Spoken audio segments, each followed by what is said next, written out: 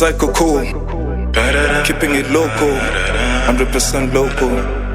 Uchipa sina mkoko. Yeah, dina Samcris tatsigirwa na panora. Sting ari pasite tichaka madora. Oreri no wachatuona uhora. Tapinda takatsomwa. Ndenge ndakatsomwa nemabhazari siki. Ndenge ndichihila zvimaso zviri wiki. Rudo rwekwachacha rwandipenza futi. Anchakwate akureplya fila hiti. Visa bachi, come on take a seat. Let me liberate you, let me motivate you. Paint a bigger picture, feel a pity takuda ku build a better structure.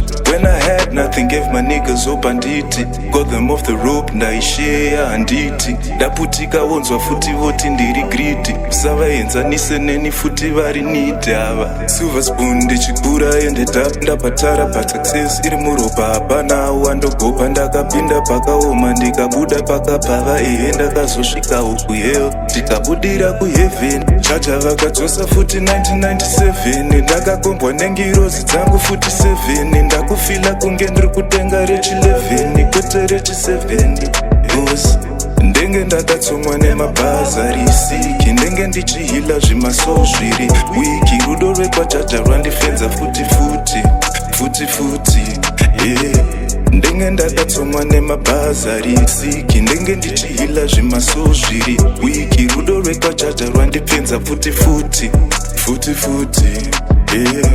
Ndenge ndakutoda kutopinda zviri hati zvekuchinja mudhure vanhu vari sati kozi ndiri bhati kunge fasati zvekurova ngoma rinopinza rimandi kana kuzviisa futi pari padhimandi chazi ndiri mati kozi ndiri bhadhi saka vana jonzurirai mambo musati machekwa musoro.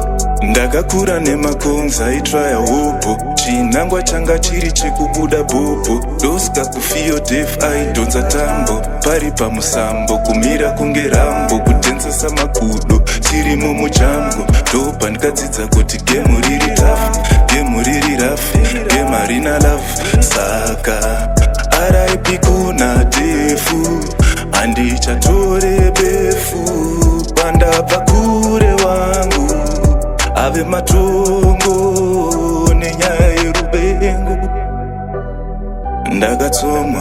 Ndakatsomwa nemabhazari siki.